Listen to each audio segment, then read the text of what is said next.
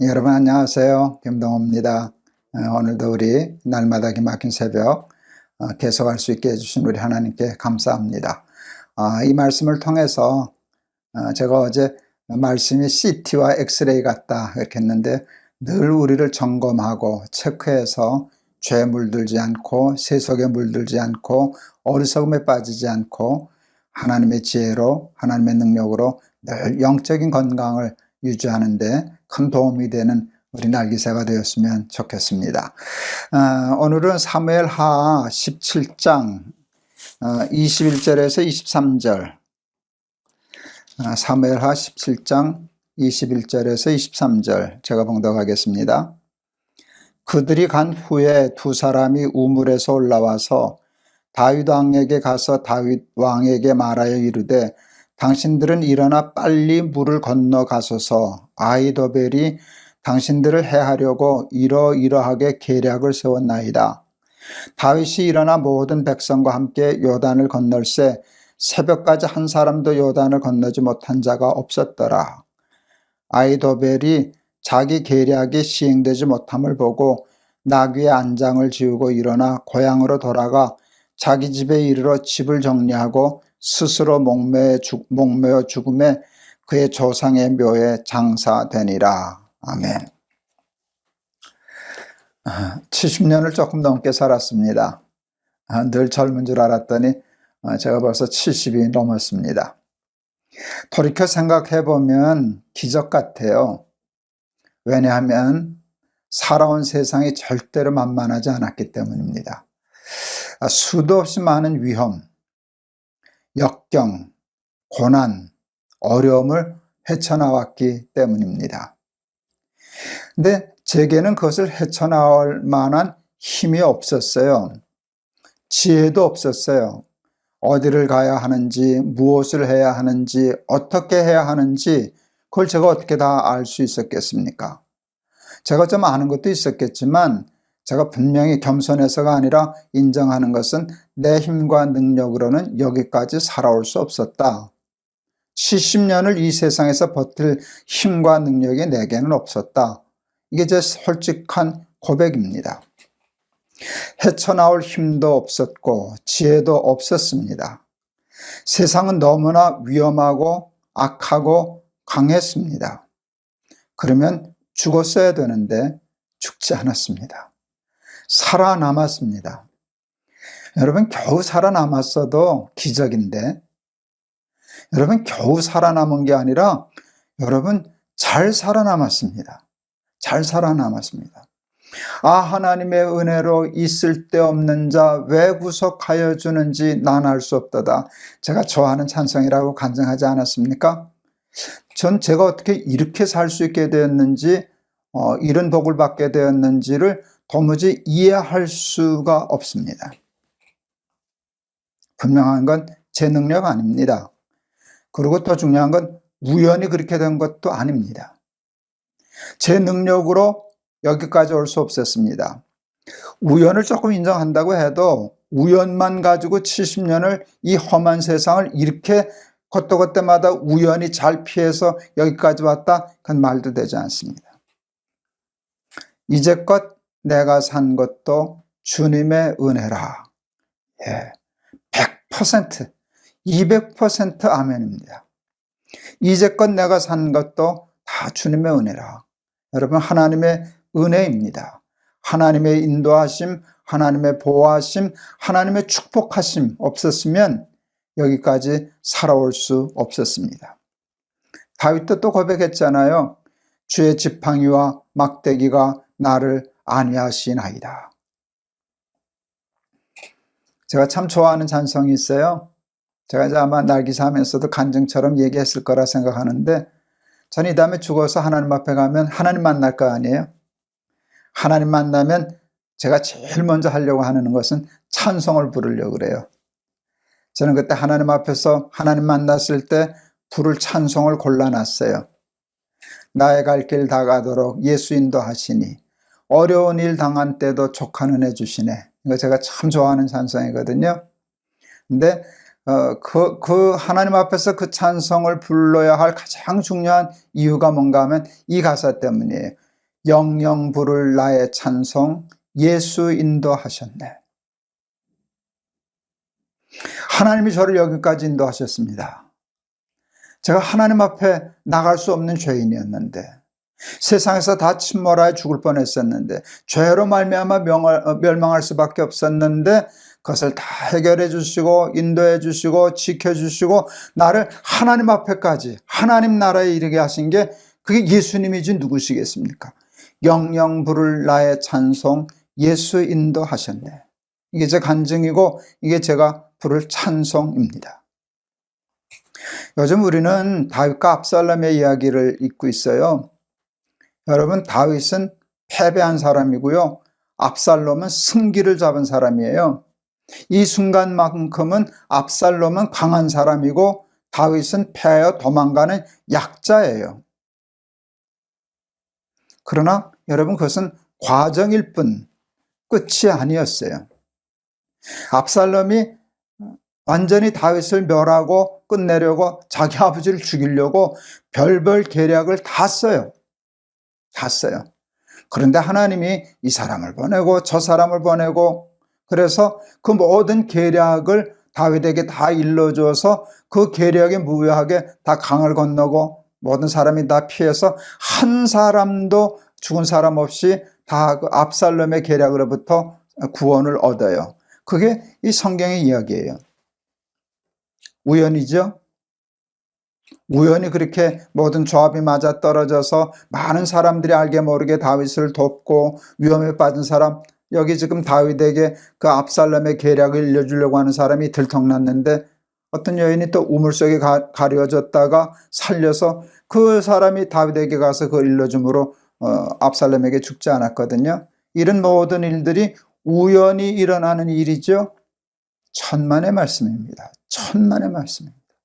그 모든 일에 하나님의 인도하심과 하나님의 섭리하심이 있습니다. 다윗을 보호하시고 압살롬으로부터 지켜주시는 그런 하나님의 은총의 역사가 있었기 때문에 이런 모든 일들이 일어났던 것입니다. 결국 여러분, 압살롬은 패하고 다윗은 승리합니다. 압살롬은 패하고 다윗이 승리합니다. 제가 참 좋아해서 날기사하면서 여러 번 간증했던 찬송, 제가 가장 힘들고 어려웠을 때, 첫 번 수술하고 CT 찍었을 때 저는 여기 뭐가 또 있는 것처럼 발견됐잖아요. 깨끗하지 못하고 재발됐으면 아주 어려운 길을 가는 건데, 그래서 다시 촬영을 하고 그 결과를 들으러 가는 날 참 심란하고 불안하더라고요. 그럴 때 날기사하면서 부른 찬송이 큰 은혜가 되었어요. 어디든지 예수 나를 이끌면 어디든지 예수 함께 가려네. 예수 함께 아니 가면 낙없고 예수님과 함께하면 동행하면 겁없네. 그 다음에 후렴 가사가 너무 신나는 거예요. 어디를 가든지 겁낼 것 없네. 어디든지 예수 함께 가려네. 어디든지 예수 함께 가려네. 저는 재발되었습니다. 그 길로 가면 겁나는 길이에요. 재발 아닙니다. 괜찮습니다. 그러면 겁 없는 길이에요. 그런데 이 찬송가를 작성한 이분의 신앙은 그것을 뛰어넘었어요. 재발되어도 괜찮다는 거예요. 왜? 예수님이 함께 하실 터이니까. 예수님과 함께 가면 어디를 가든지 겁 없다는 거예요. 재발되어도 이겨낼 수 있고 안 되어도 이겨낼 수 있고. 그러니까 어디를 가든지 겁낼 것 없네. 왜? 어디를 가든지 예수님은 나와 함께 계실 것이기 때문에, 나만 예수님과 함께 가면 예수님은 나를 버리시지 않으실 것이기 때문에 겁낼 것 없다고. 이 찬송이 얼마나 저한테 큰 힘이 되고 위로가 되었는지 모릅니다. 제가 처음 수술 받으러 들어갈 때 하나님께 제가 다녀오겠습니다 인사했다는 얘기 했잖아요. 그랬더니 하나님이 같이 갈 건데 그러셨다는 얘기도 했잖아요. 제가 또 갑상선 수술 받으려고 또 수술실 들어갈 때 하나님 앞에 다녀오겠습니다 그렇게 얘기하지 않고 같이 가실 거죠? 그렇게 얘기했다고 했었잖아요. 예, 하나님이 같이 가신다고 그러시더라고요. 제가 수술 받으러 딱 올라갔는데 그 수술실 천장에 두려워 말라 내가 너와 함께 함이니라. Do not fear, For I am with you. 두려워하지 말아라. 왜냐하면 내가 너와 함께 할 거니까. 이 말씀이 제 귀로 들리더라고요. 두려워 말라 내가 너와 함께 함이니라 라고 읽었으면 그렇게 들려야 하잖아요. 근데 두려워 말라 내가 너와 함께 함이니라 라고 읽었는데 제 귀에 들린 말씀은 뭔지 아세요? 같이 간다 그랬지? 내가 너와 함께 한다 그랬지? 여러분, 그때 하나님이 주시는 평안은 절대로 세상이 줄 수 없는 평화였어요. 평안이었어요. 그것이 제 몸까지 건강하게 한 줄을 믿습니다. 두려움이 없으니까, 불안함이 없으니까 내 삶이 더 건강해지는 것을 느낄 수 있었어요. 사랑하는 우리 날개새 가족 여러분, 세상은 압살롬 같아요. 우리는 꼭 다윗 같아요. 눈앞에 보이는 현실만 보면 압살롬이 승리했어요. 우리가 패배했어요. 압살롬은 강해요. 우리는 약해요. 압살롬은 모든 생명의 주권을 그가 다 가진 것 같아요. 내 생명이 그 손에 달린 것 같아요. 풍전등화 같아요. 근데 아니에요. 우리의 생명은 하나님께 달려 있어요. 우리의 생명은 하나님께 달려 있어요. 그러니 사랑하는 가족 여러분, 두려워 마세요. 겁내지 마세요. 걱정하지 마세요. 염려하지 마세요. 하나님이 우리와 함께 하십니다. 하나님이 우리와 함께 한다는 사실을 어떻게 알 수 있느냐? 하나님 정말 나를 함께 가셔요? 여러분, 걱정하지 마세요. 우리가 하나님 붙잡는 한 하나님은 절대로 우리를 버리실 리가 없어요.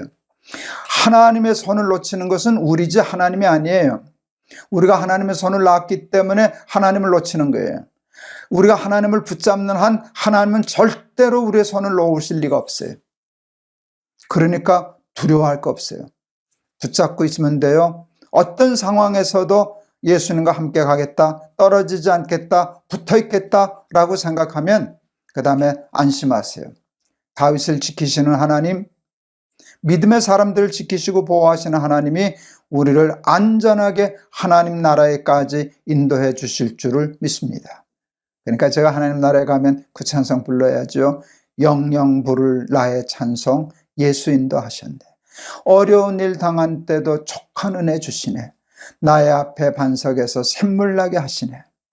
우리 다윗의 모든 이야기를 통하면서 사울에게 쫓기고 오늘은 아들 압살롬에게 쫓기고 수도 없이 많은 환난과 역경을 겪었지만 결국 거기에 빠지지 않았거든요. 그래서 다윗이 고백했잖아요. 주의 지팡이와 막대기가 나를 안위하시나이다. 내가 사망의 음침한 골짜기를 다닐지라도 해를 두려워하지 않을 것은 주께서 나와 함께 하심이라. 여러분, 이런 성경을 통해서 하나님 붙잡으면 죽지 않는다, 망하지 않는다. 압살롬 앞만 강해봐라. 압살롬 아무리 많은 계략과 수를 써봐라. 그 수 하나도 통하지 않는다. 하나님 그때마다 그 악한 수를 막아주시고 숨겨주시고 인도해 주셔서 다윗에 속한 사람이 한 사람도 다치지 않고 강을 건너고 생명을 보존했다는 오늘의 말씀이 우리에게 주시는 약속의 말씀이요, 축복의 말씀이요, 구원의 말씀인 줄을 믿습니다. 지금도 우리 날개새 식구 중에는 압살롬에게 쫓기는 다윗 같은 삶 사시는 분 계시지요? 두렵고 무섭고 떨리고 겁나고 염려하고 걱정하고 근심에 쌓인 삶 사는 분들 있죠. 그분에게 주시는, 우리에게 주시는 하나님의 메시지이신 줄을 믿습니다. 내가 너와 함께 함이니라. 두려워하지 말아라. 내가 너와 함께 하고 있을게. 너만 내 손 놓치지 말아라. 내가 놓치지 않는데 내가 내 손을 놓는 법은 없을 것이다.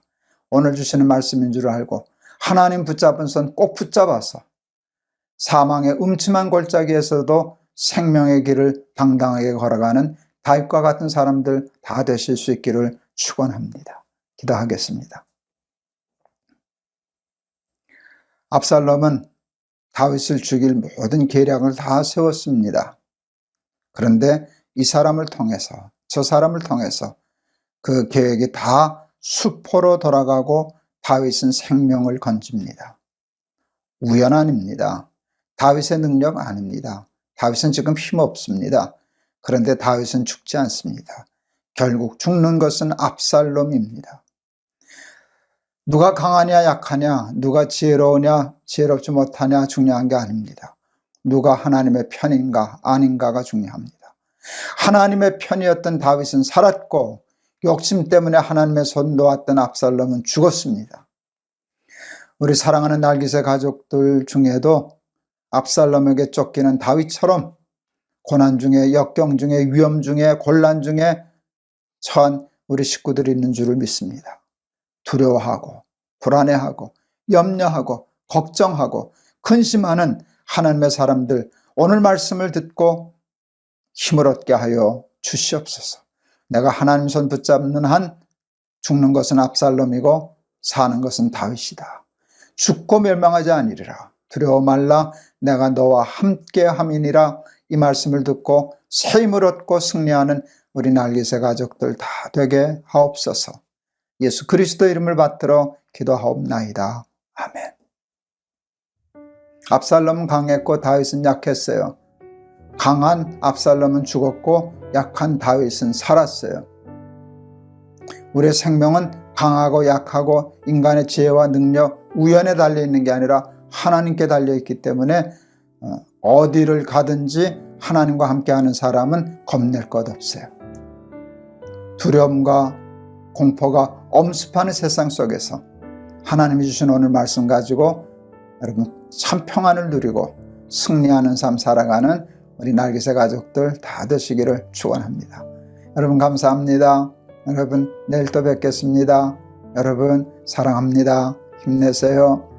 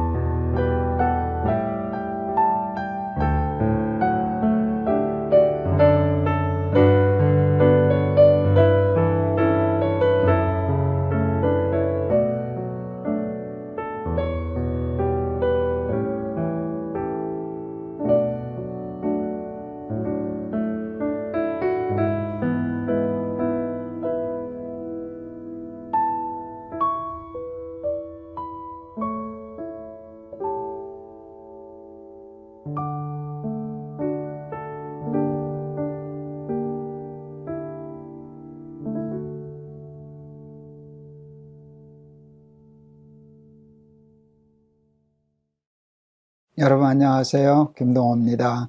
오늘도 우리 날마다 기막힌 새벽 나오신 여러분을 환영합니다. 저는 어제부터 사실은 여기 이제 대전 유성에 와서 있습니다. 어제도 제가 문록 숙소에서 녹화를 했고 오늘도 이 숙소에서 이렇게 녹화를 하는데 세상이 얼마나 좋은지 모릅니다. 그냥 휴대폰 하나 가져오고 조그만 거치대 하나 가져오고 마이크만 있으면 어디서도 날개새를 녹화할 수 있고 그러는 게 참 좋은 세상을 산다 이렇게 싶습니다. 오늘 하나님 우리에게 주시는 말씀은 베드로전서 2장 19절에서 25절의 말씀입니다. 베드로전서 2장 19절에서 25절 제가 봉독하겠습니다. 부당하게 고난을 받아도 하나님을 생각함으로 슬픔을 참으면 이는 아름다우나 죄가 있어 매를 맞고 참으면 무슨 칭찬이 있으리요. 그러나 선을 행함으로 고난을 받고 참으면 이는 하나님 앞에 아름다우니라. 이를 위하여 너희가 부르심을 받았으니 그리스도도 너희를 위하여 고난을 받으사 너희에게 본을 끼쳐 그 자취를 따라오게 하려 하셨느니라. 그는 죄를 범하지 아니하시고 그 입에 거짓도 없으시며 욕을 당하시되 맞대어 욕하지 아니하시고 고난을 당하시되 위협하지 아니하시고 오직 공의로 심판하시는 이에게 부탁하시며 친히 나무에 달려 그 몸으로 우리 죄를 담당하셨으니 이는 우리로 죄에 대하여 죽고 의에 대하여 살게 하려 하심이라. 그가 채찍에 맞음으로 너희는 나음을 얻었나니 너희가 전에는 양과 같이 길을 잃었더니 이제는 너희 영혼의 목자와 감독이 되신 이에게 돌아왔느니라. 아멘. 살다 보면 우리를 분노하게 하고 억울하게 하고 또 맥 빠지게 하는 일들이 있습니다. 그것은 부당한 일을 당할 때입니다. 정당한 일이 아니고 부당한 일을 당할 때 참 억울하죠. 화나죠. 우리에게 분노하게 하고 맥 빠지게 하죠. 그런데 오늘 하나님은 베드로를 통해서 우리에게 그런 부당한 고난을 당할 때 참고 인내하라고 말씀을 하셔요. 여러분 이 말씀을 잘못 이해하면 지난번에 얘기했던 것처럼 무조건 상관에게는 복종하라 라고 하는 말씀을 잘못 이해할 수 있듯이 오해하기 쉬운 말씀 중에 하나입니다. 성경 말씀을 읽을 때 문장으로도 보아야 되지만 성경 전체 맥락을 봐야 그 문장이 말하는 것을 정확히 의도를 파악할 수 있어요. 오늘 말씀도 성경 전체의 맥락을 통해서 해석을 해야 이 말을 정당하게 이해할 수 있어요. 부당한 고난에 순종하라라고 하는 것은 순종하라는 것이 즉 굴종하라는 것이 아니에요. 제가 지난 시간에 순종과 굴종을 구별할 줄 알고 굴종하지는 말자. 그러나 순종하자라는 아주 진리의 줄타기 같은 것을 우리가 했었는데요. 오늘도 똑같은 말씀이에요. 여러분 부당한 고난은 무조건 그냥 당해야 되는 게 그리스도인일까요? 저는 그게 성경의 가르침이라고 생각하지 않아요. 성경은 옳지 않은 것에 대하여 불의한 것에 대하여 부당한 것에 대해서 지적하고 싸우고 저항하고 하는 것이에요. 그래서 제가 우리 개신교를 프로테스탄트라고 얘기하지 않았어요? 그렇게 얘기하죠. 근데 이 프로테스탄트 이게 신앙의 정신이거든요. 프로테스트 그건 아닙니다. 옳은 것은 옳습니다. 그런 것은 그릅니다. 세례요한도 그랬잖아요. 헤로드 왕이 잘못하는 것에 대해서 당신 잘못했습니다. 나단 선지자도 왕 앞에서 당신이 범죄하였습니다. 이게 기독교 신앙의 정신이거든요. 악에게 지지 말고 선으로 악을 이기라. 참 제가 귀히 여기는 말씀입니다. 여기서 악에게 지지 말고 선으로 악을 이기라 라고 하는 말씀이 부당한 고난에 대처하는 그 방법이 들어있어요. 제일 중요한 것은요, 지지 말라는 것이에요. 악에게 지지 말라. 부당한 것을 그냥 받아들이지 말라는 뜻이겠죠. 지지 말아라. 싸워서 이기는데 중요한 것은 악으로 싸워 이기지 말아라. 선으로 악을 이기라. 이건 참 어려워요. 악과 싸우는 것도 어려운데요. 악을 선으로 싸워서 이긴다? 그건 계란으로 바위치기예요. 여러분, 악한 사람들이 얼마나 무서운데 착하게 선하게 화 안 내고, 여러분, 그래서 이길 수가 없죠. 눈은 눈으로 이는 이로 뭐 그런 정신 가지고 세상식으로 싸워도 이길까 말까인데 악에게 지지 말고 선으로 악을 기리라. 차라리 그냥 너 지는 거 감당하고 하나님께 맡기고 너 지는 게 이기는 것이야. 그냥 그래도 너는 선을 행해. 그러면 차라리 쉬울지 모르겠어요. 근데 선으로 싸우라 그래 놓으시고는 또 요구하는 게 뭔가 하면 지지 말아라. 저는 이게 중요하다고 생각해요. 지지 말아라. 이겨야지. 근데 선으로 이겨라. 우리는 선으로 악을 이길 수 없다는 믿음을 갖고 있어요. 근데 하나님은 아니에요. 선이 악을 이긴다 하는 말씀이에요. 부당한 고난을 선으로 싸워 이기는 방법을 오늘 말씀 속에서 찾아낼 수 있을 것 같아요. 첫째는 인내하라. 견뎌라. 그것을 견딜 수 있는 힘을 길러라. 여러분, 고난을 받을 때 그걸 견디지 못하면은요, 고난에 져요. 그렇게 하면 거기서 선한 마음이 생기지 않아요. 억울한 마음, 분노가 생기면 악을 악으로 싸우게 돼요. 일단 그것을 견딜 수 있는 힘이 있어야 악을 선으로 싸울 수 있는 힘을 얻을 수 있어요. 여러분, 악과 싸울 때 선으로 싸울 수 있는 것은요, 악한 사람보다 더 강해져야만 되는 것인데요, 그 강함은 인내하고 견디는 것이에요. 환난은 인내를, 인내는 연단은 소망을 이루는 줄 알미로라. 제가 좋아하는 말씀인데요. 환난을 통해서 우리는 강인해져요. 왜 강인해지는가 하면 인내하는 법을 가리키기 때문이에요. 부당한 고난을 당할 때 인내하는 법. 그래서 인내함으로 고난을 극복하는 것이에요. 그 힘으로 싸우면 선으로 싸울 수 있는 힘을 얻게 되는 것이에요. 오늘 23절에도 보면 예수님을 이렇게 표현했어요. 욕을 당하시되 맞대어 욕하지 아니하시고, 고난을 당하셔도 그 상대방을 위협하지 않으시고. 여러분, 예수님이 십자가에 달려 돌아가셨어요. 세상에 부당한 고난을 해도 예수님의 십자가보다도 부당한 고난은 있을 수가 없어요.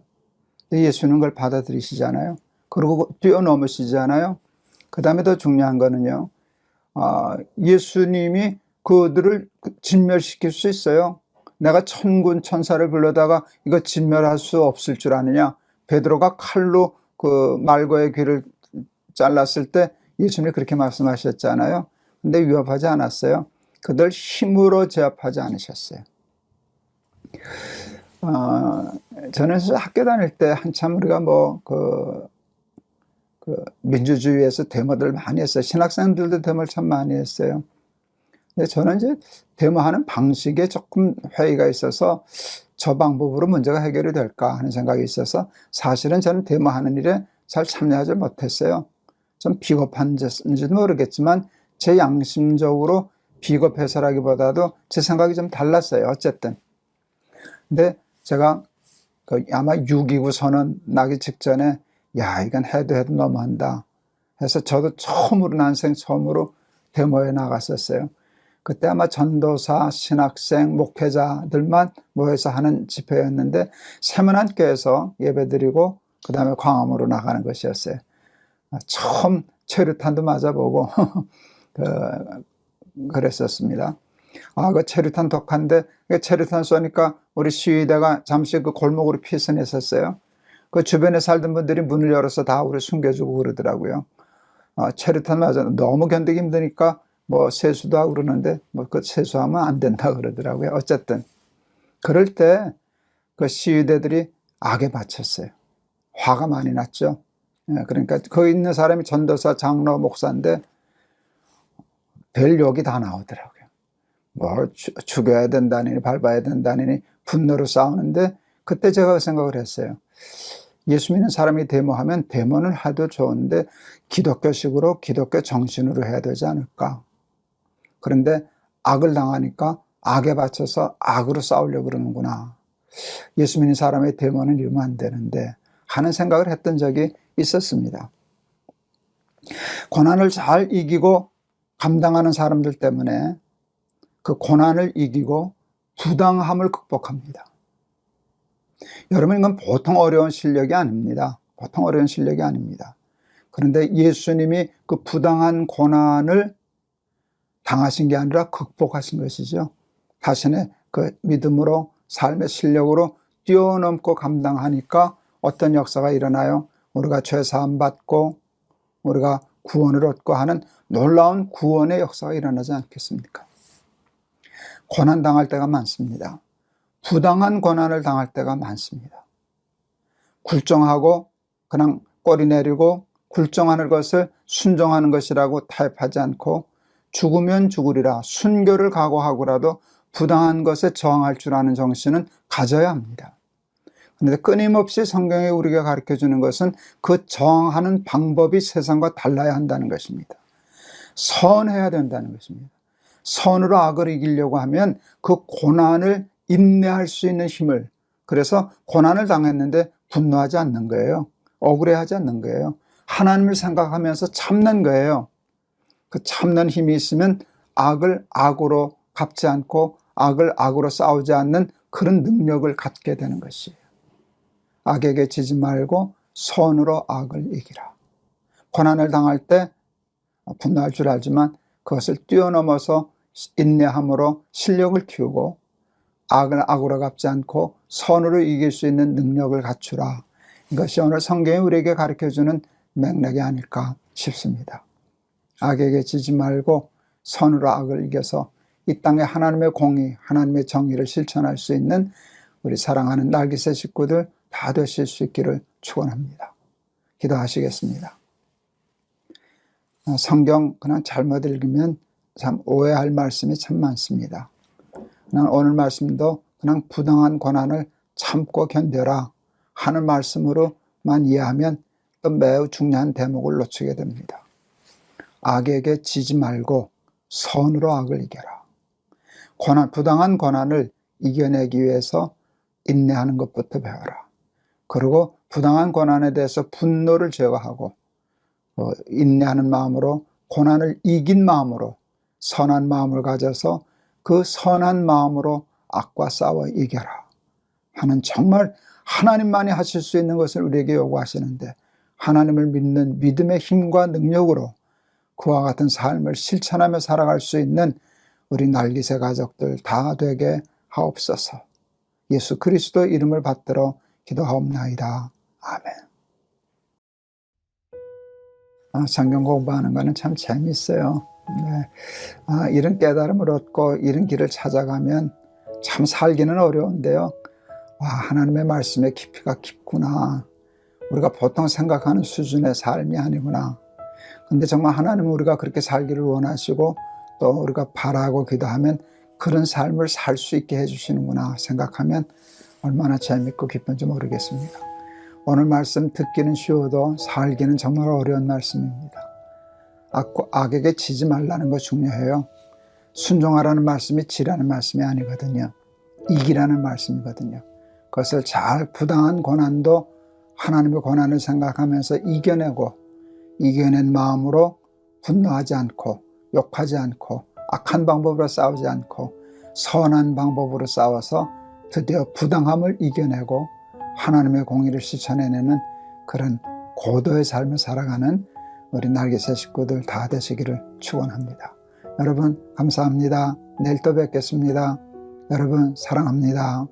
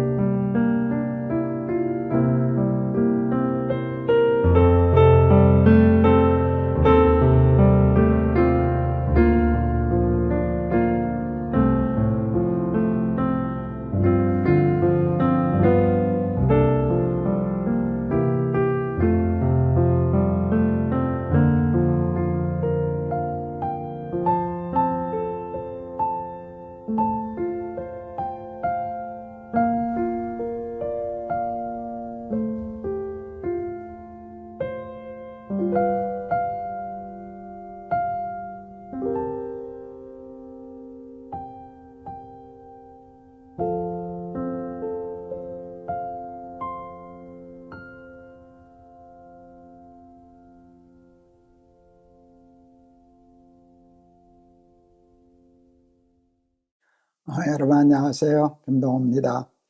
오늘도 우리 날마다 기막힌 새벽 나오신 여러분 감사합니다. 오늘도 이사야 11장 6절에서 9절 말씀 가지고 좀 더 얘기를 나누려고 합니다. 그때 이리가 어린 양과 함께 살며 표범이 어린 염소와 함께 누우며 송아지와 어린 사자와 살진 짐승이 함께 있어 어린아이에게 끌리며 암소와 곰이 함께 먹으며 그것들의 새끼가 함께 엎드리며 사자가 소처럼 풀을 먹을 것이며 젖먹는 아이가 독사의 구멍에서 장난하며 젖된 어린아이가 독사의 굴에 손을 넣을 것이라. 내 거룩한 산 모든 것에서 해됨도 없고 상함도 없을 것이니 이는 물이 바다를 덮음같이 여호와를 아는 지식이 세상에 충만할 것임이니라. 아멘. 이제 제가 쪽방 얘기, 노숙자 얘기를 했었는데 오늘은 제가 탈북자를 섬겼던 얘기를 좀 나누려고 합니다. 저희 부모님은 고향이 평북 선천이십니다. 저는 이제 6.25 피난 중에 피난지인 부산에서 이제 출생을 했습니다.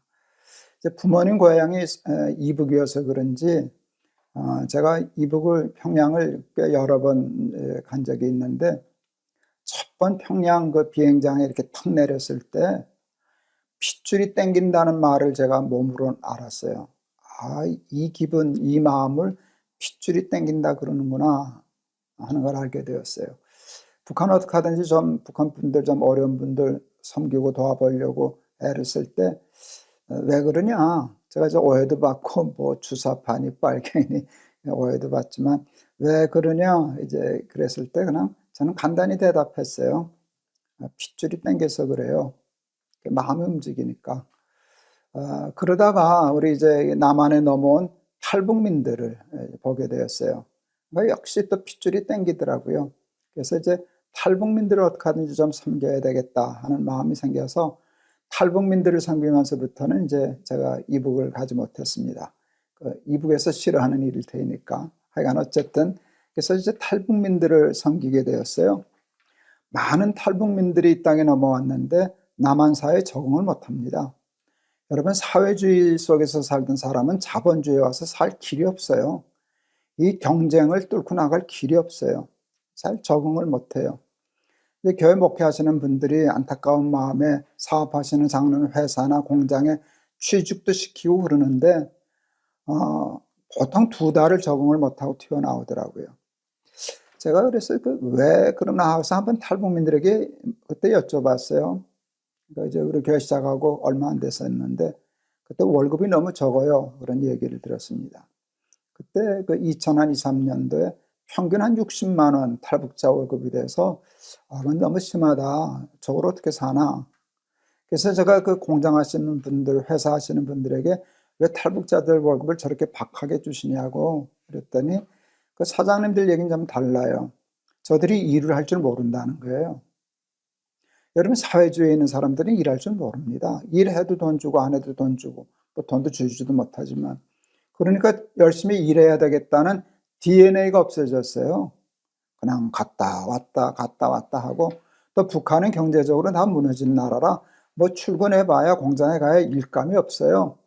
그리고 시간 때우고 이렇게 오는 거에 익숙해져 있기 때문에 뭐 50분 일하고 10분 쉬고 이렇게 무섭게 돌아가는 이 사회에 적응을 못해요.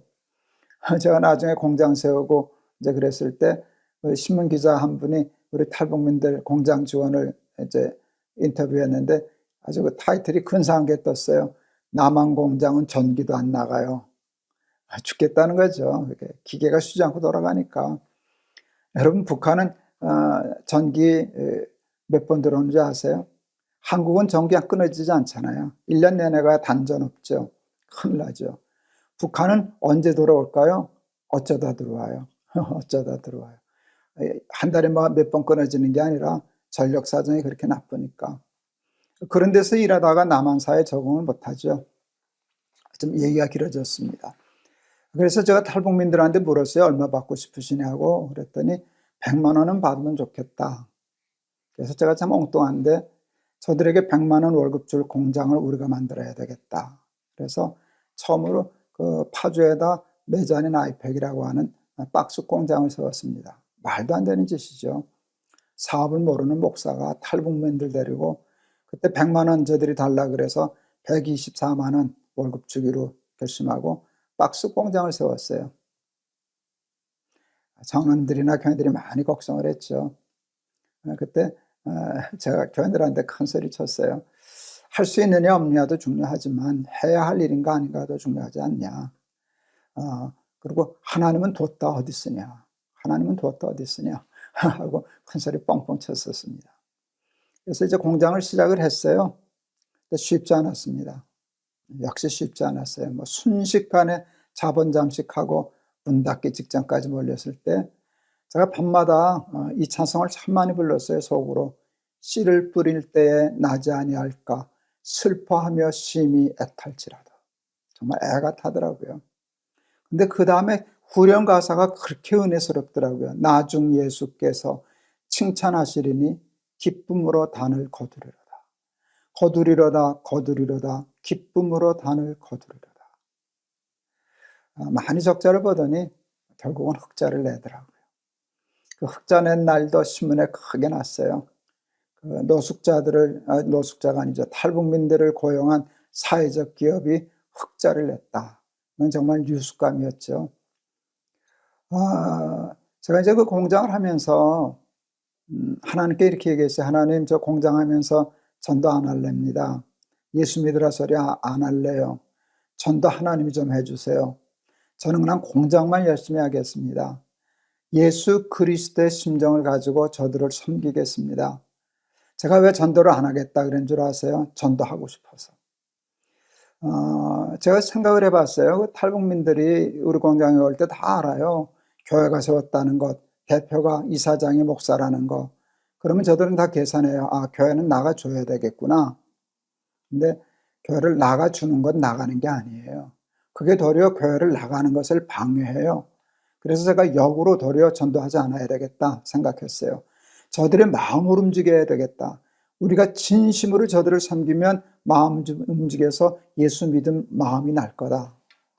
근데 그게 여러분 적중했어요. 저는 정말 교회 가라 소리 안 하거든요. 그럼 당황해요. 교회 나가라 소리를 안 하지. 언젠간 하겠지. 끝까지 하지 않았어요.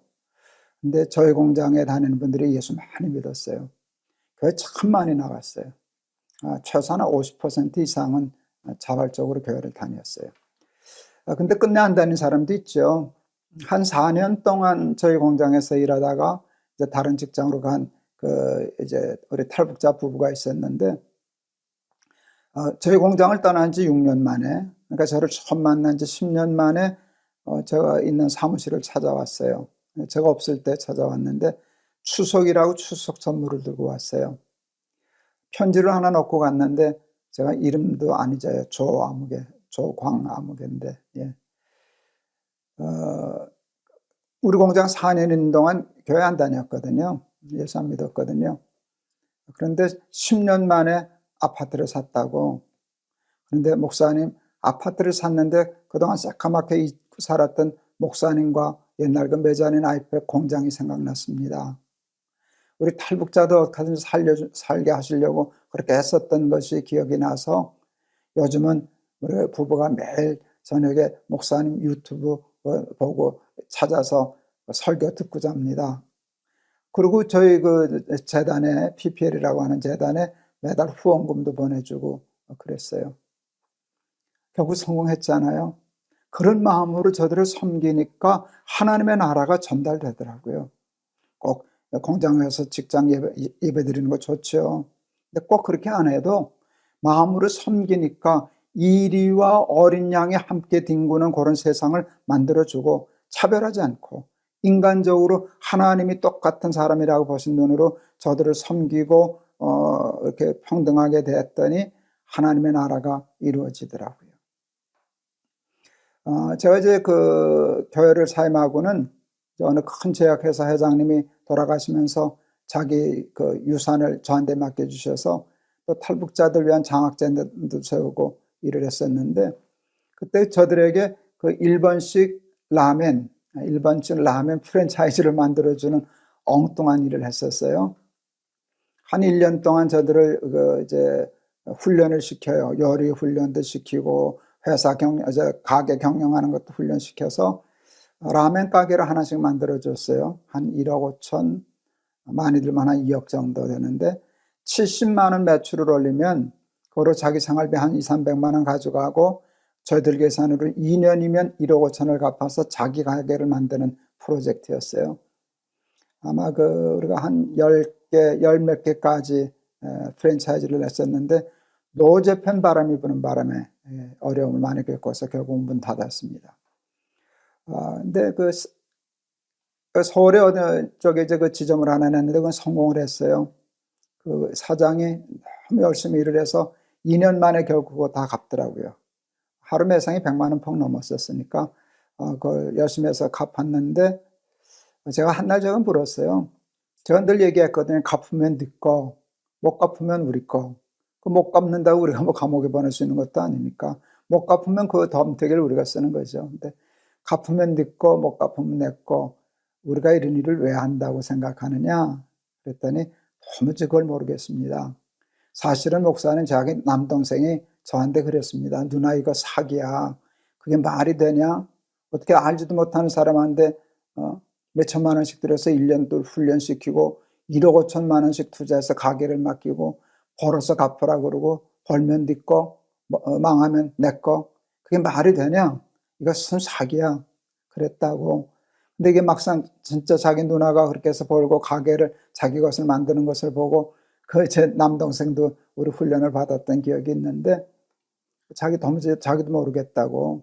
동생이 얘기한 게 이해가 안 간다고. 이걸 사기라고 생각하지 이걸 세상 사람들이 어떻게 이런 일을 해주냐. 그때 제가 처음으로 전도 같은 말을 했어요. 전도하는 식으로. 이 사장, 내가 목사잖아. 나는 예수 믿어. 예수 믿는 사람들은 하나님의 나라를 생각해. 그리고 딱 한마디로 얘기했어요. 하나님 나라는 이렇게 사는 거래. 그리고 오늘 본문 얘기를 해줬어요. 이리와 어린 양이 함께 뒹굴고 이리와 어린 양이 함께 뒹굴고 그게 하나님 나라인데 그거 해보고 싶어서 그랬어. 그랬더니 말을 못하더라고요. 큰 감동을 받았죠. 우리 탈북 청년들을 위해서 카페도 만들어줬었어요. 우리 교회에 있는 사무실 빌딩에다가 아주 좋은 카페 만들어줬었죠. 탈북 아이들이 청년들이 와서 그 바리스타도 하고 이제 그랬습니다.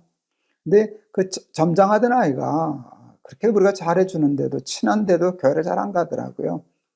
근데 어느 날 그 페이스북에 정말 평생 잊을 수 없는 글을 쓴 걸 읽었어요. 자기는 이북에 있을 때부터 자기 속 이야기를 부모나 친구나 누구에게도 얘기하지 않았다. 그런데 남한에 와서 자꾸 이야기하는 버릇이 생겼다. 그런데 내가 이야기하는 대상이 하나님이다. 그때가 2011년인가 그랬는데 2011년도에 제일 잘한 일은 하나님을 만난 일이다. 죽고 싶을 만큼 기뻤습니다. 복음이 이렇게 전해지는구나. 하나님의 나라가 이렇게 확장되는구나. 진심으로 이리 같은 사람들이 어린 양과 같은 사람들을 살피고 함께 뒹굴고 저들을 인격적으로 대하고 저들을 살리기 위해서 이렇게 했을 때 하나님의 나라가 전파되는구나 하는 거 경험할 수 있었어요. 2011년도에 제일 잘한 일은 하나님을 만난 일이다. 지금 결혼해서 애들이 이제 벌써 초등학교 가는 것 같습니다. 요즘도 페이스북에서 가끔 소식들을 이제 보는데 그런 아이들, 그런 사람들 하나 둘 이렇게 만나게 될 때 이 말씀을 우리의 삶에 구체적으로 접목시키면 이런 하나님 나라의 역사가 나타나는구나 하는 거 경험할 수 있었습니다. 오늘도 그 말씀을 여러분과 같이 나누었는데 여러분에게도 이런 말씀들이 계기가 되어서 이렇게 실천할 수 있는 길을 찾아서 하나님 나라의 전파자들, 일꾼들 되실 수 있기를 축원합니다. 기도하겠습니다.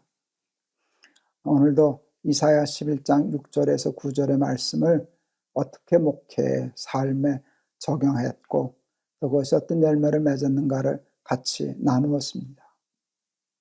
하나님 탈북민들 공장도 세워보고 또 식당도 만들어줘 보고 카페도 만들어줘 보고 수도 없이 많은 실패를 했었지만 그러나 어제 말씀드린 것처럼 바다 메우는 간척과 같아서 바닷속에 던져진 질이 많으니까 결국 육지가 드러나고 저들에게 복음이 전해지고 하나님 나라가 이해되어지고 설명되어졌던 것을 나누었습니다.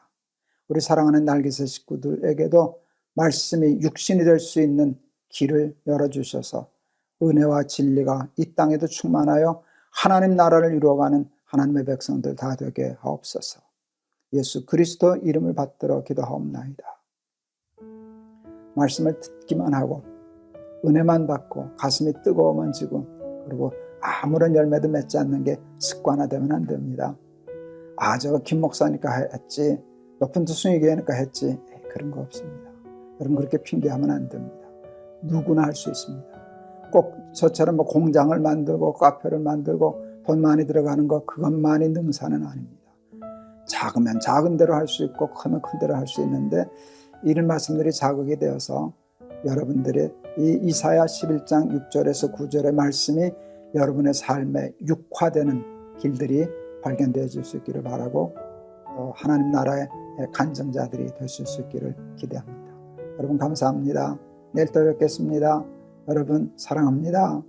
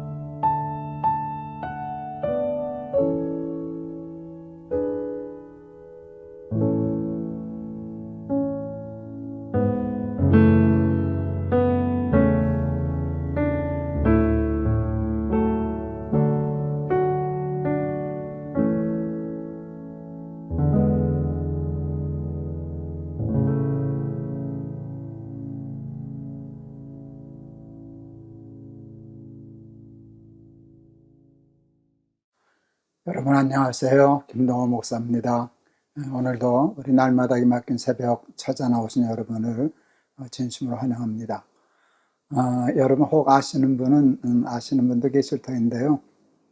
제가 지금 태국 치앙마이에 와 있습니다.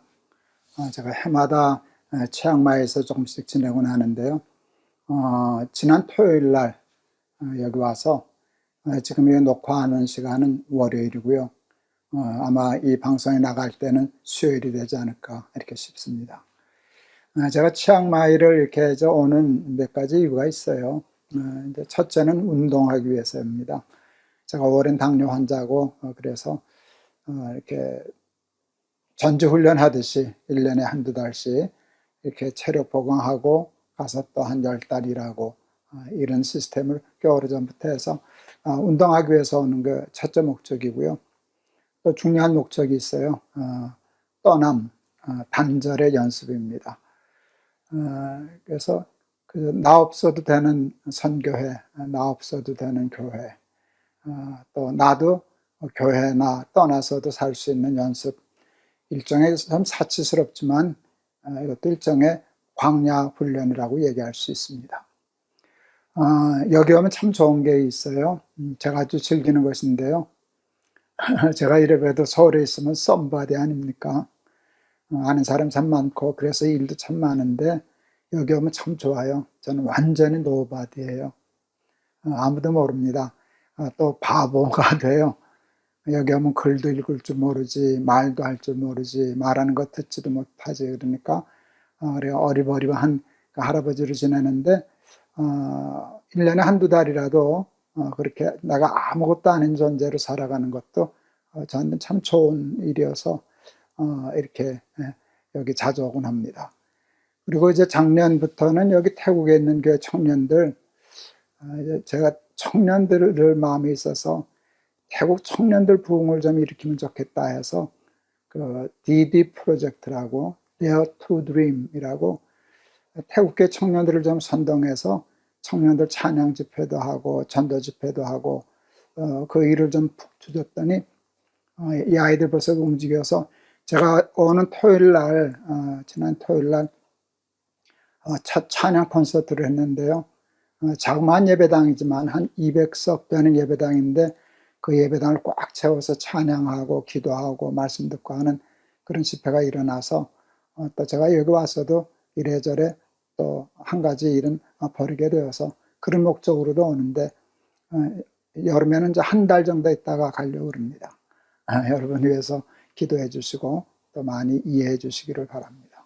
오늘 우리에게 주시는 하나님의 말씀은 이사야 28장 5절의 말씀입니다. 한 절 말씀입니다. 제가 봉독하겠습니다. 그날에 만군의 여호와께서 그 남은 백성에게 영화로운 면류관이 되시며 아름다운 화관이 되실 것이라. 제가 다시 한번 읽겠습니다.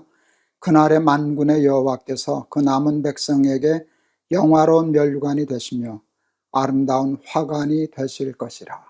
아멘. 자연과학을 공부하시는 어느 교수님으로부터 들었던 강의인데 그게 참 잊혀지지가 않아요. 이 자연계를 이렇게 세 수로 딱 정리하시더라고요. 생산자, 소비자, 분해자. 기본적인 생산자를 식물로 봤어요. 그래서 식물이 있으면 거기서 소비하는 소비군들이 생기는데 동물들이 초식동물들이 그것을 먹고 초식동물은 약한데 그것을 또 먹는 강한 동물이 있어서 또 일종의 초식동물은 소비자인 동시에 생산자이죠. 이렇게 해서 먹고 이렇게 이제 먹이 사슬이 이어집니다. 그런데 참 중요한 거는 사자와 같은 맹수들이 그 잡아먹는 일을 무한정으로 하지 않기 때문에 이 세상은 균형을 이룬다는 거예요. 사자는 먹을 만큼만 사냥하지 쌓아두기 위하여 재산 증식하기 위하여 증권하기 위하여 사냥은 안 하잖아요. 그러니까 이렇게 약한 동물들도 다 멸절하지 않고 아주 기가 막힌 균형을 이룬다는 거예요. 그 다음에 이제 그 소비자인 강한 동물이 죽으면 미생물이 그걸 먹는데요. 그 미생물이 다 분해해서 깨끗이 남는 게 없어요. 다 썩으니까.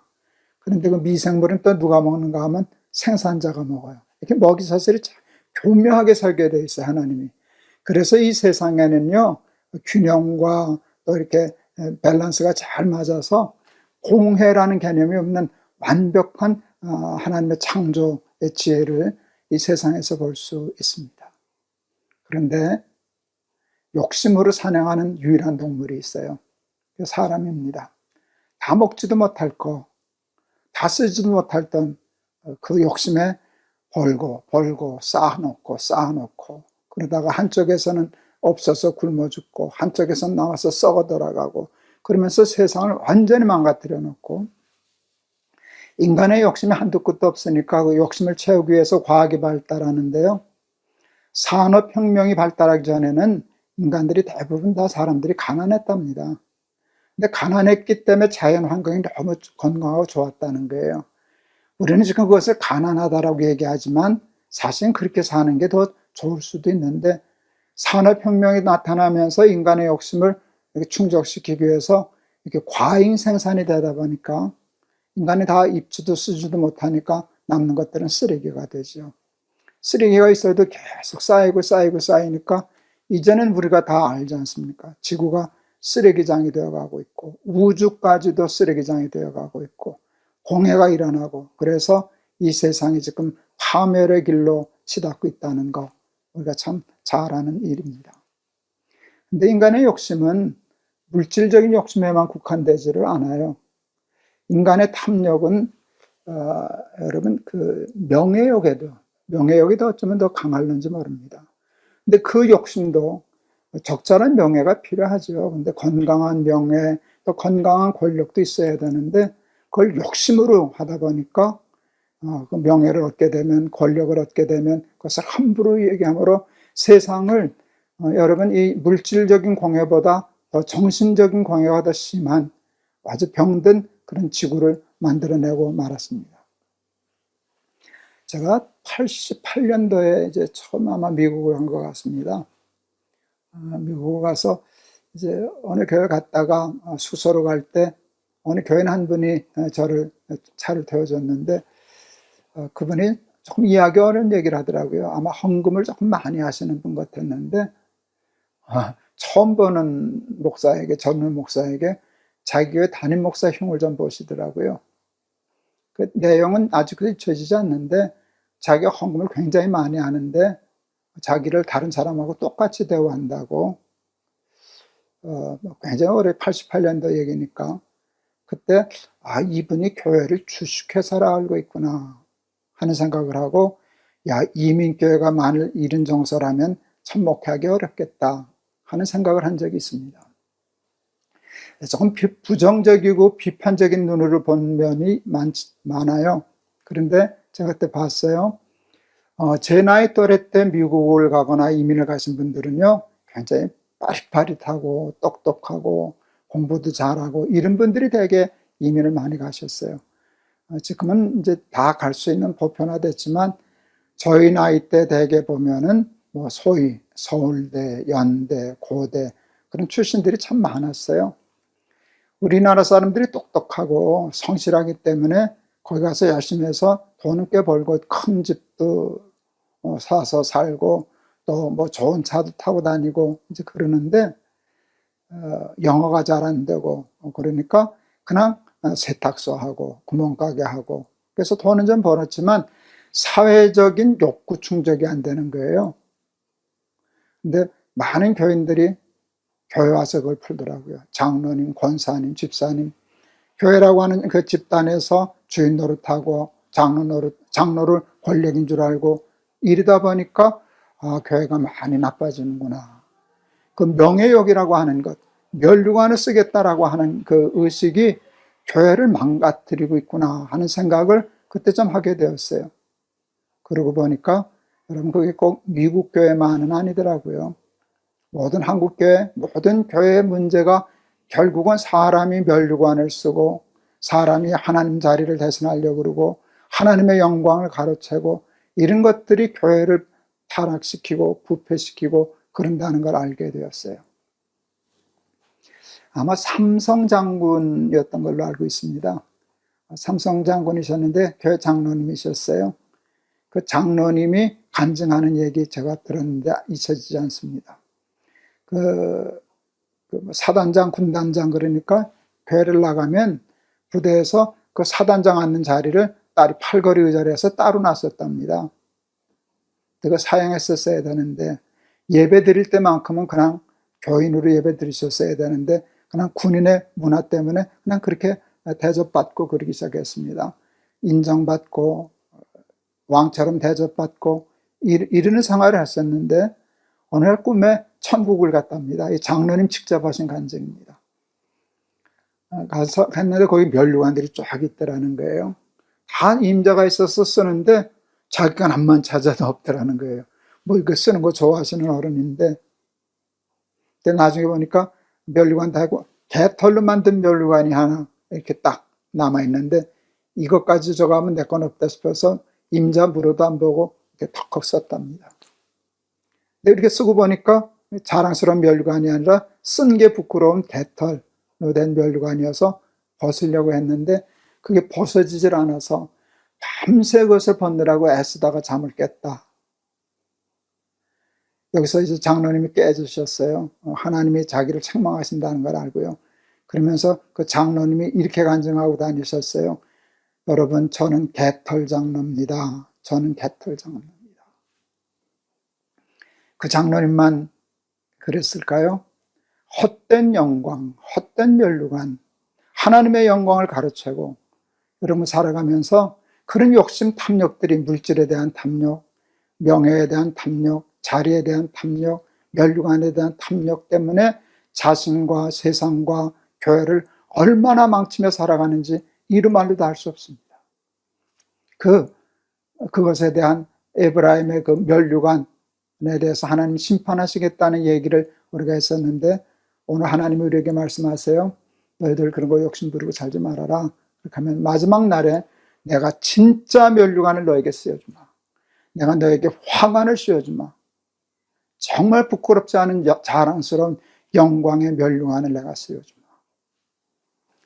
사랑하는 우리 날개새 가족 여러분, 우리 헛된 세상의 가짜 면류관에 눈 어두워서 여러분 세상을 망가뜨리고 자신을 망가뜨리고 교회를 망가뜨리며 살아가는 그런 삶 살지 말고 십자가 지고 좁은 길 가면서 살아서 헛된 영광에 눈 업듣지 말고 살아서 진짜 마지막 심판 날에 여러분 하나님이 주시는 진짜 면류관, 영광의 면류관, 하나님이 예비해 주신 화관을 쓰고 영광 받고 살아가는 우리 사랑하는 날개새 식구들 다 될 수 있기를 주의 이름으로 축원합니다.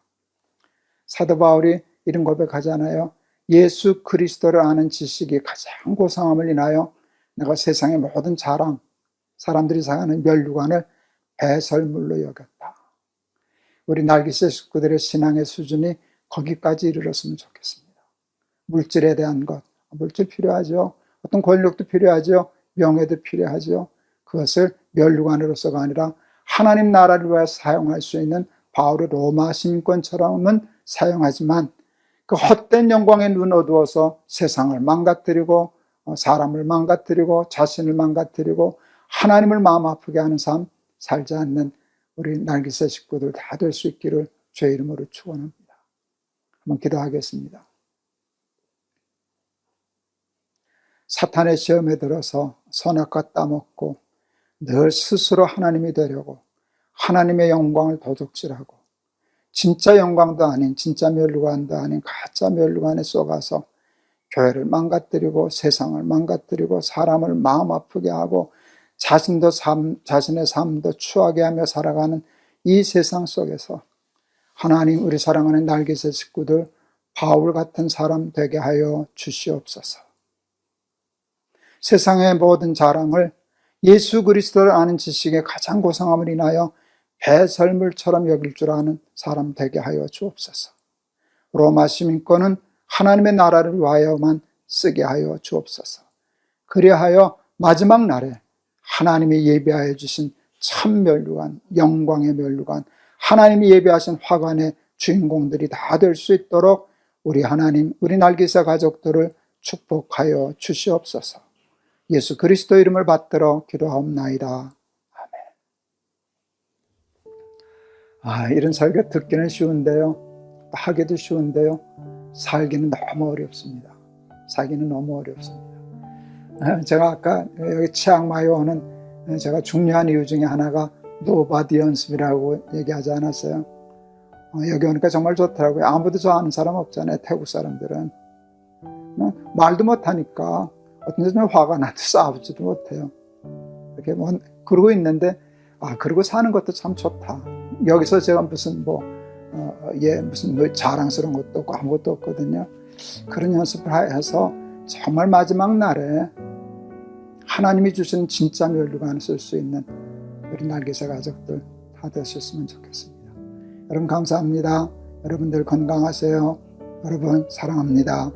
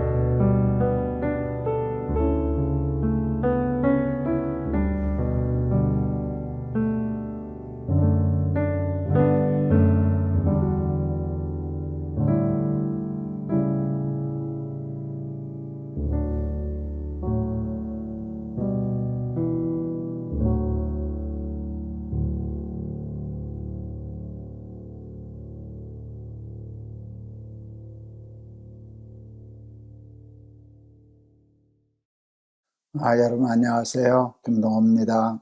오늘도 우리 날마다 기막힌 새벽 나오신 여러분 진심으로 환영합니다. 오늘 하나님 우리에게 주시는 말씀은 이사야 45장 11절에서 13절 말씀입니다.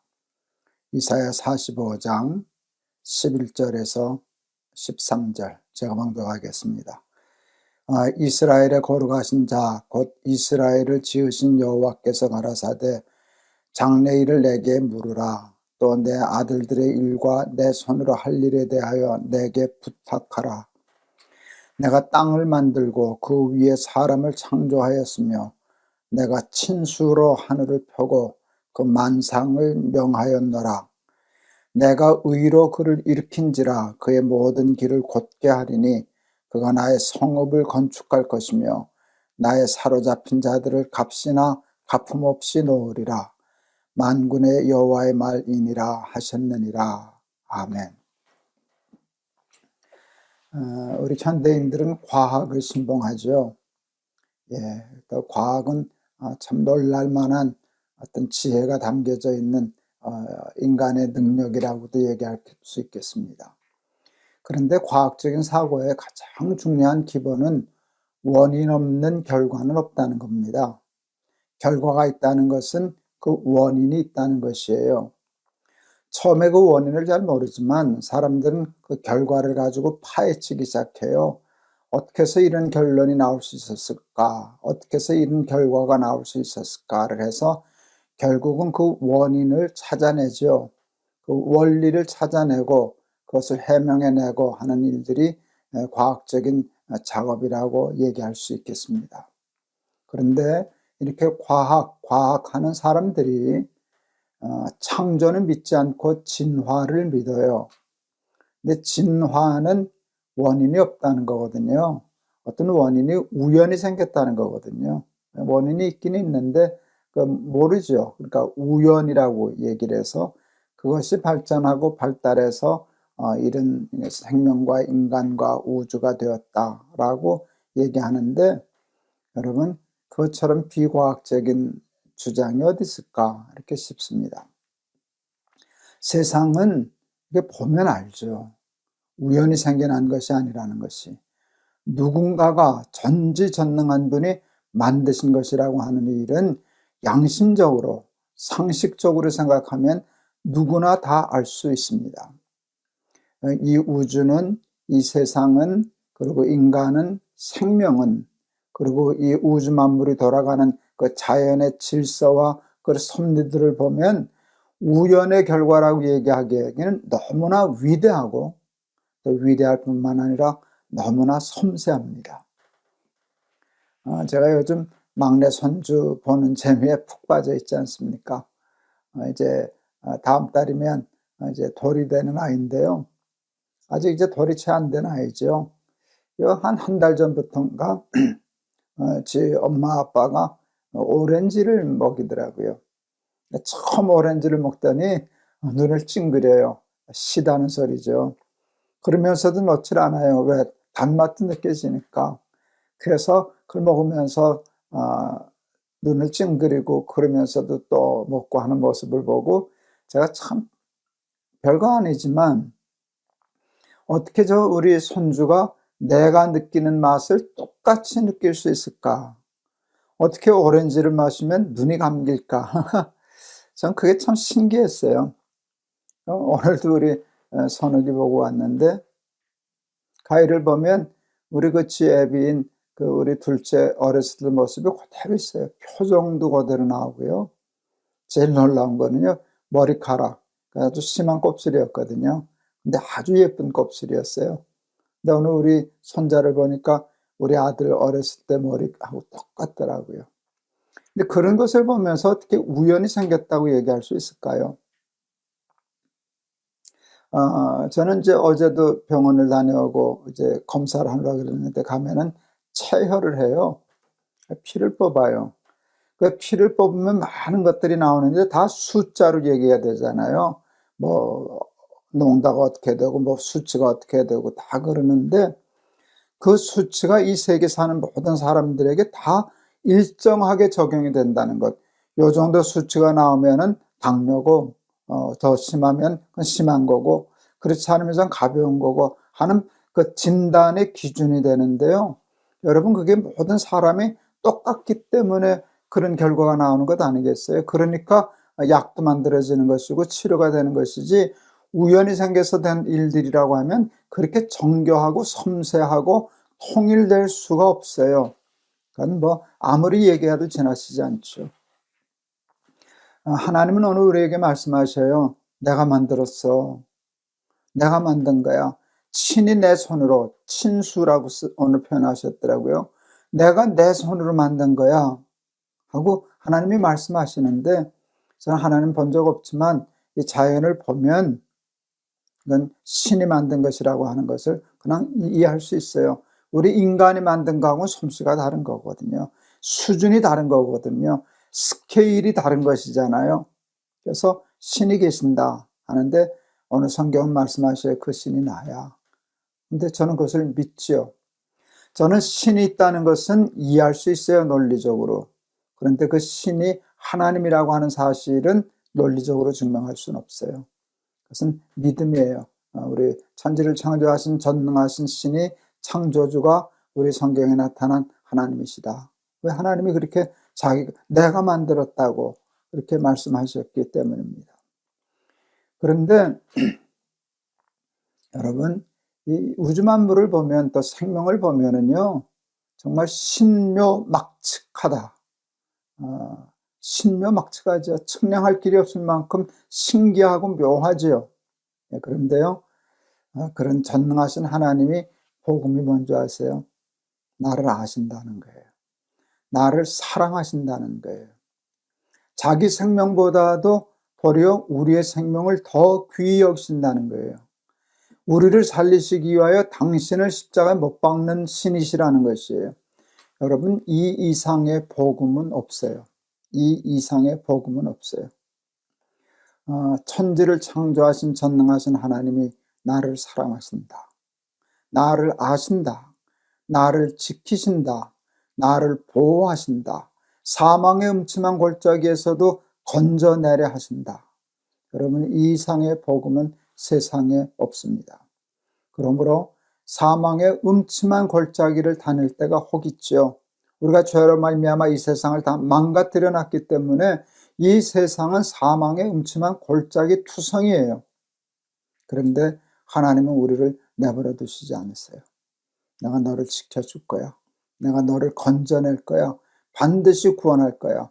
그리고 마지막에는 이 세상 다 정리하고 새 하늘과 새 땅을 만들어서 너희를 나 있는 곳에 있게 할 거야.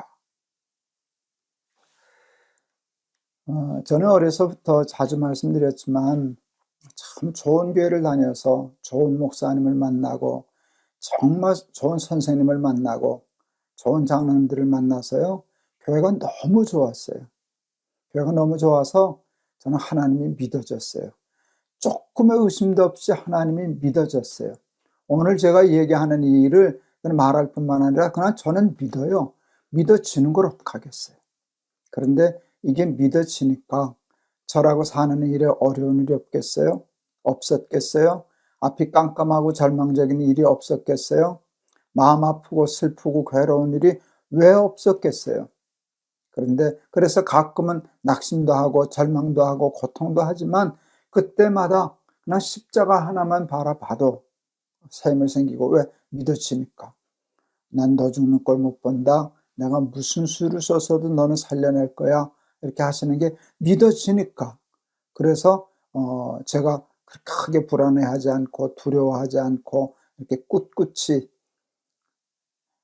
내가 암에 걸렸지 가오가 없냐 이런 소리 해나가면서 이게 나오는데, 그게 제가 가지고 있는 돈의 힘이겠습니까? 과학의 힘이겠습니까? 제가 어떤 가지고 있는 권력의 힘이겠습니까? 아닙니다. 하나님이 믿어지기 때문에 사망의 음침한 골짜기를 다닌 것 같은 일이 제게도 있었지만 흔들려지지가 않더라고요. 여러분, 그거는 제 힘이 아니에요. 제가 뭐 똑똑하고 훌륭해서가 아니에요. 그냥 하나님이 믿어지니까.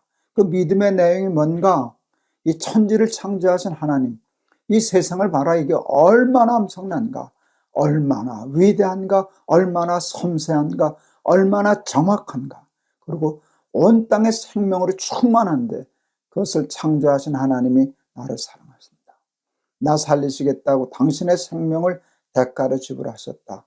이게 믿어지니까 세상의 힘듦이 저를 좌우하지 못하더라고요. 사랑하는 날기새 가족 여러분, 사는 일은 언제나 만만치 않아요. 우리 날기새 식구 여러분들 중에도 지금 사망의 음침한 골짜기를 다니시는 분들이 계시겠죠?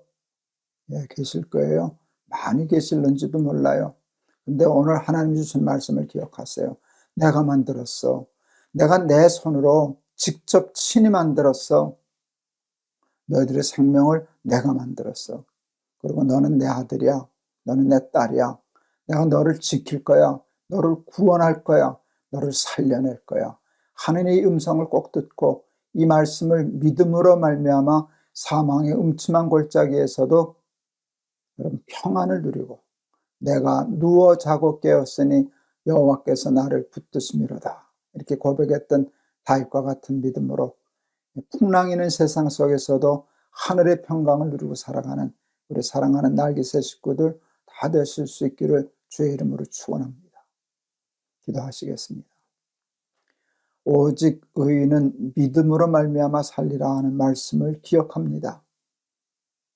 세상이 아무리 힘들어도, 우리가 아무리 연약하여도 하나님이 믿어진다면, 하나님이 천지를 창조하신 전능하신 하나님이라는 사실을 믿을 수 있다면, 그리고 그 하나님이 너는 내 아들이라, 너는 내 딸이라, 내가 너를 살릴 거야, 지킬 거야, 구원할 거야, 도와줄 거야 하는 말씀이 믿어진다면 어떻게 우리가 이 세상에서 넘어질 수 있고 좌절할 수 있고 절망할 수 있겠습니까?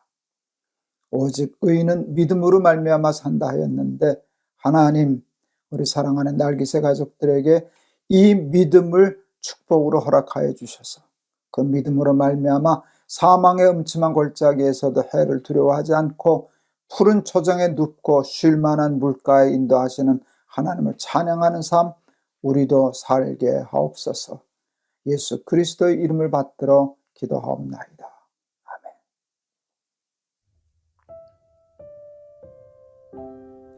아멘. 70점 넘어 산 삶이